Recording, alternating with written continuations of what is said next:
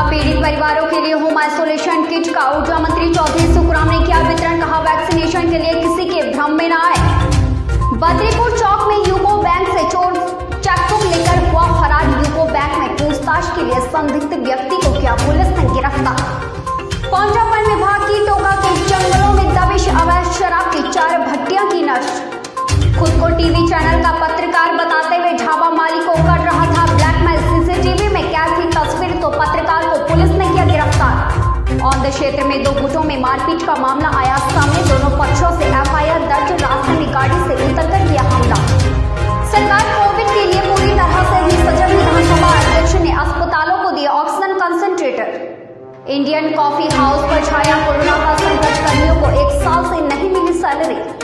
नगर निगम शिमला ने दी बड़ी राहत। अस्पतालों में कोरोना से मरने वालों के शवों को उठाने के लिए तैनात किए 4 कर्मचारी।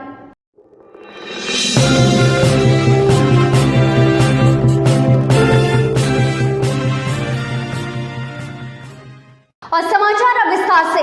मुख्यमंत्री जयराम ठाकुर ने आज भारत व चीन सीमा का निरीक्षण किया व सेना के जवानों से मिलकर जानकारी हासिल की। आखिर क्या गतिविधियां जवानों की है व कहीं परेशानी तो उन्हें नहीं आ रही है।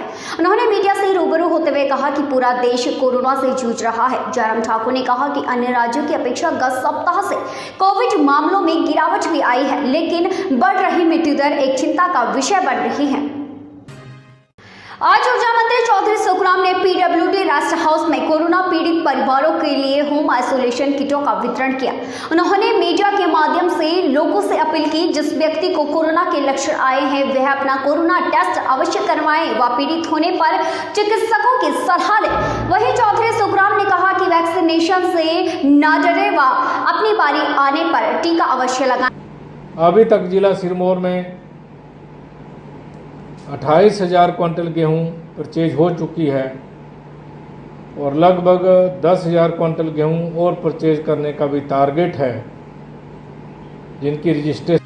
सिरमौर जिला में स्वास्थ्य विभाग द्वारा ग्रामीण क्षेत्रों में कोरोना सैंपलिंग पर जोर दिया जा रहा है। दरअसल बीते कुछ दिनों में देखा गया था कि ग्रामीण क्षेत्रों में अधिक लोग कोरोना पॉजिटिव पाए जा रहे थे, जिसके बाद यह विभाग द्वारा बड़े स्तर पर सैंपलिंग की जा रही है। सीएमओ डॉक्टर के पराशर ने बताया कि ग्रामीण इलाकों में देखा गया कि शादी समारोह के बाद लोग कोरोना पॉजिटिव आए गए, जिसके बाद पंचायतों में जाकर सैंपलिंग की जा रही है। अभी पिछले कुछ दिनों में जैसे कुछ शादियां गांव में हुई थी, जैसे संगड़ा ब्लॉक में कुछ शादियां हुई थी या और भी ब्लॉक्स में शादियां हुई थी, उसमें ये देखने में आया गया था कि शादी के बाद कुछ केस हमें पॉजिटिव मिले थे। तो उसको ध्यान में रखते हुए फिर हमने एक स्ट्रेटेजी ये बनाई है कि हर गांव में हम अपनी टीम भेजेंगे।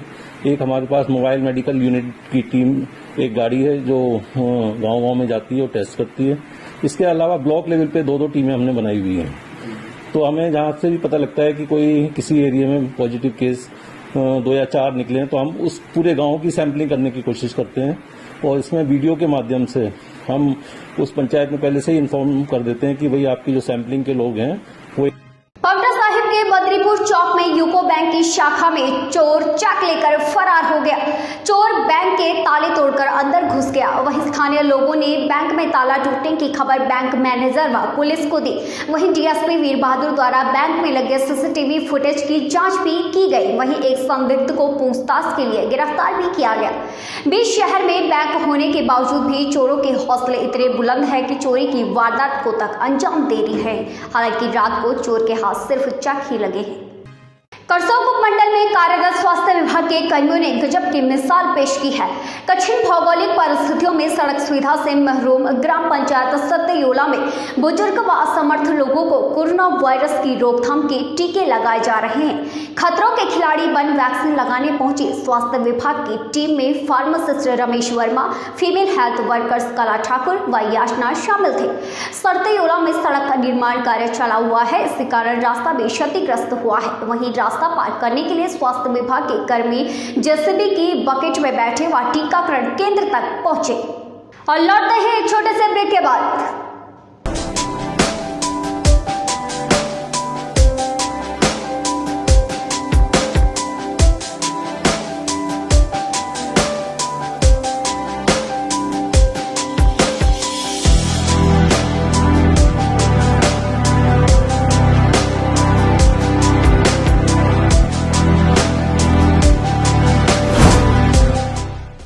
रोशन ज्वेलर्स, अनमोल रिश्तों के लिए।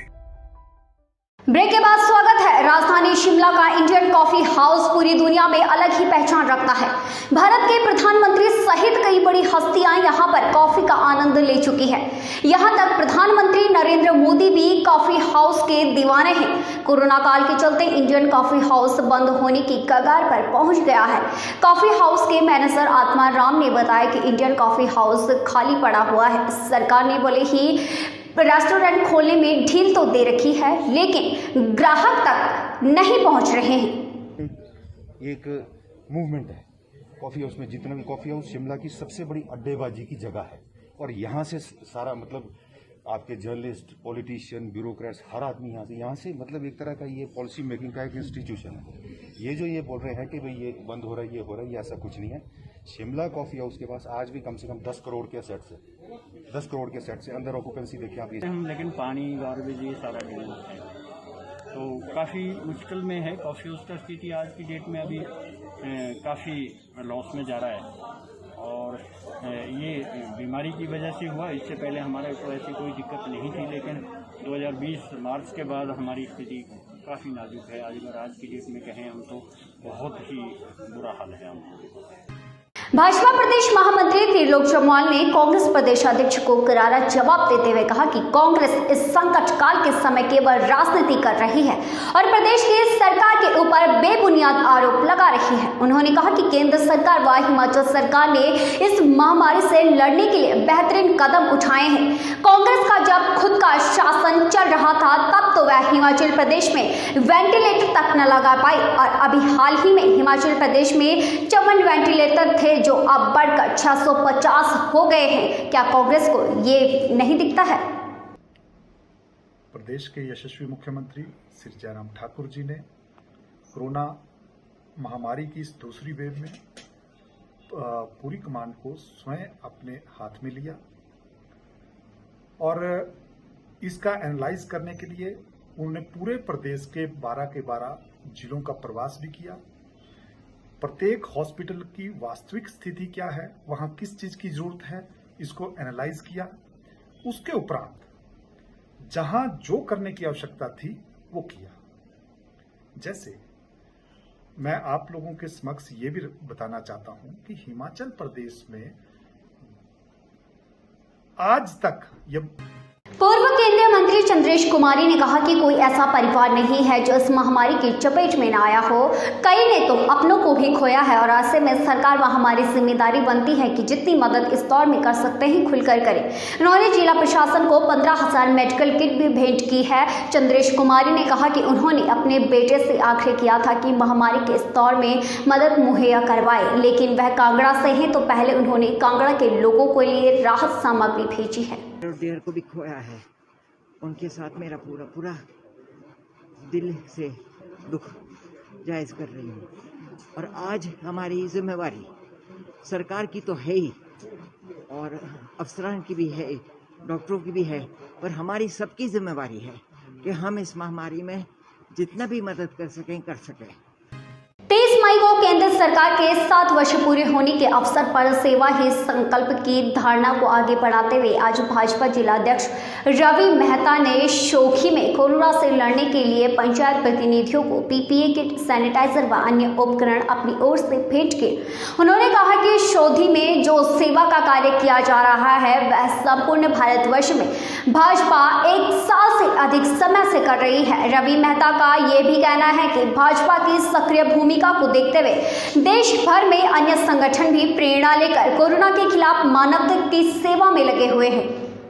यहाँ पर जितने भी हमारे मीडिया बंधु उपस्थित हैं, आपका धन्यवाद कि हमारी ये अभियान पिछले 1 वर्षों से भी ज्यादा आप जो काम राजनीतिक संगठन भारतीय जनता पार्टी के रूप में हो रहा है उसका प्रचार प्रसार आप उस रूप में कर रहे हैं। और हम भी पिछले आज जो शिमला ग्रामीण का यहाँ पर जिस अभियान के रूप में हम कुछ सामग्री यहाँ वितरित कर रहे हैं, ये पिछले 15-16 महीनों से लगातार उस तरह का कार्य जो है।